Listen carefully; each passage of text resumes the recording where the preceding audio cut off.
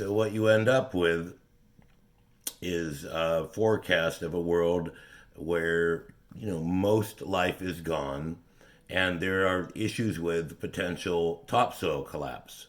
And so when a climate so what's going to happen by 2047 is, and that's conservative. We keep the tipping points ignite each other.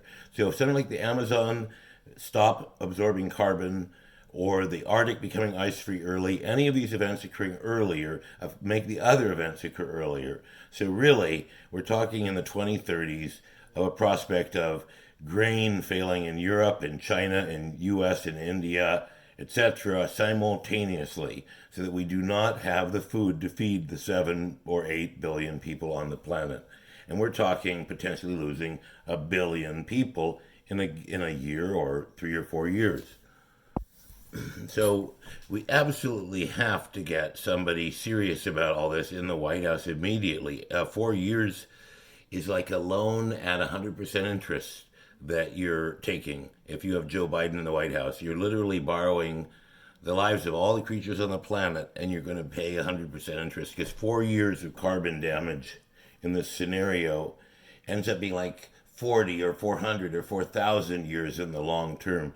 We have to change now. The longer we wait, the more consequential these things like mass starvation in the 2030s, which is just to get you your interest level in this topic. So, what do we need to do to get the millennials out to vote, to get the youth to vote, to get the working class to vote, to get a large turnout as Bernie has demanded that we provide? What are we going to do about it? So, to you burners, there's 3 phases to this thing. There's Super Tuesday 2, this coming Tuesday, where we have to blunt Biden's momentum. Sanders has chosen to put everything into Michigan. I think no use to quarterback it later, but fine. Washington, Michigan, Idaho are all the states we're going to fight for and obtain. We're going to get Idaho. We're going to get, I think, Montana votes at the same time. So we're going to get the West, I believe. And Michigan is going to be the fight. So you have 3 scenarios you're shooting for. One is worst case scenario. We bring in a substantial minority into the convention. The convention realizes that we're the future. We have a good showing in 2022 with the youth vote, figure out how to organize the youth vote. And then my suggestion, which is to create an entirely new government based on online voting, that once we get more people voting in it, we simply decommission the old system. So 150 million people vote in an online election and 50 million people vote in an offline election. According to documents like the Declaration of Independence, you would have considerable right to claim that you're the legitimate government of the United States. But be that as it may, our goal is to figure out how to bring the young votes, because those young votes understand what I'm talking about. When you poll them, they understand that the corporate oligarchy has the capacity to make the standard of living of working class Americans decent if we changed a few things. They understand that climate change is going to wreck their fishing, their vacations, their you can't get homeowners insurance in some parts of California now because of the burn risk. They're going to see more and more problems where areas of the U.S. you just are uninsurable. So they understand, according to polling, they are the future. If everyone thought like people who are under 45 thought, we would have no problem electing Bernie. And as I mentioned in the previous section, we have a huge problem with voter electoral integrity. And I personally don't know what to believe, because you have exit polling, which doesn't match the actual votes. And then you have other inconsistencies in the system. And we know we have a series of walls to prevent people from voting.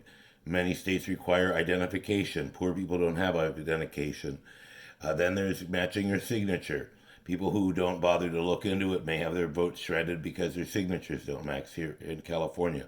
So it's a 7-layer process. No other important, for example, publicly held company would permit their voting to be conducted under these unverifiable conditions. It's only our government that operates in this shroud of broken systems and on at the end of it doesn't put any real money into updating these systems according to international best practices. So for me, this is a huge problem, which is you first you want to see a big enough voter turnout on the side of Bernie that the traditional systems of cheating and disenfranchisement just fail to work, which is supposedly what happened in 2008 with Obama. All of these systems failed to work, and Obama got through. So for Super Tuesday 2, we need to win or stand our ground in Michigan. Then comes the debate, and in that debate, Bernie must show Biden for what he is. That Biden is essentially completely captive to corporate funding, and he has to make it clear through painful and horrible examples that are graphic, like Tulsi gave in the case of Kamala. Kamala left a man to die in prison because she was protecting the police that was probably 99% likely to be innocent. She didn't press it. She kept people in their sentences beyond their earliest release date to optimize prison labor usage. Bernie needs examples of this grade, such as the bankruptcy bill. What did it really do? Not to George in Philadelphia, but how do you really bring the argument home of the devastation of the things that Biden has done? And in the case of Obama, how do you indict the Obama administration? This is extremely difficult stuff, but we have to deal with it. The way that you could charitably try to not alienate Obama voters and tell them what Obama did is Obama was the first black president, and he had enormous pressure on him to avoid some kind of white supremacist reaction. So he was very careful about reaching out to the black community and implying that he would favor them. And he was rewarded with re-election handsomely. But Obama and Biden oversaw a situation where no banker was put in prison, oversaw a situation where many whistleblowers were imprisoned, oversaw a situation where the U.S. started poisoning the earth more than any other country by creating the largest oil and gas industry in the world in the U.S. And there was absolutely no justification. Obama should have known at that time that oil and gas was literally leading to the death of all of us, and particularly our defenseless, feathered, and furried friends. But how can you make the case that Biden would probably be worse than Obama, and that the one thing Obama did do was bring into the presidency a person of color? And that created some special pressure on him to be the first black president, to perhaps not drive as far left as he would if he was the second black president. So I don't have the dirt on Biden readily available. I know that he prosecuted not just the Iraq War at the beginning, but kept going after it for years after any sane person would have realized it was a complete disaster, which means he was going to be a complete hawk. That his captive ties to industry indicate that his climate change timetable will be so weak that so what I want to explain to you folks is if you have 1 month without carbon emissions earlier, the long-term effects to the earth compared to producing 30 gigatons of CO2 a year is incalculably high. So every month that we continue to excrete this 2.5 gigatons of carbon in the atmosphere, we are hastening the deaths of trillions of creatures and the degrading our lives. So, for example, trying to rebuild the forests in California. These forests are just going to burn. They're just going to be tinder. There will not be any forests in California other than as tinder if we let it go beyond a certain point. So I don't know what it's going to take for you millennials to get out in Michigan. And once we've done that, I don't know what it's going to take for Bernie to really expose Biden as the corporate empty suit that he is.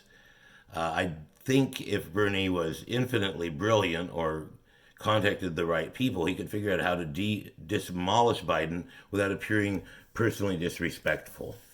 It has to be depicted in monstrous terms. In the case of Gabbard versus Harris, Gabbard did not leave Harris as a affectionate or lovable figure. Harris was fatally wounded and there was no way to prop her up through newscasters trying to backpedal. So to really get Biden, I think you can have to dispense with the idea that he's an agreeable fellow. I don't know him well enough, but his policies speak for themselves. They're horrific policies, and we don't have time for a neoliberal approach to climate change. Climate change reform is inimical to super capitalism, which is a growth-based system, a extraction-based system that finds allies in the local ruling classes of these third world countries that have ruled there for centuries, often lighter skinned, often rooted in European colonialism. And the multinational corporations, and then the U.S. Cream of the crop, the Council on Foreign Relations people, Harvard, Yale people, scions of the great industrialist families. So you have these, and these people were the ones who started our Central Intelligence Agency, and they represent the foreign policy. Foreign policy trying to make Western culture the attractive, cool, dominant culture. And I'll end with the idea about Bernie. The Bernie was cool. That's just something that networks couldn't catch up on. And he was cool in a way that the other candidates couldn't catch up on. And what's hurting him at the polls is there's a momentary crisis whether he's cool or not. And so we've got 2 steps to go.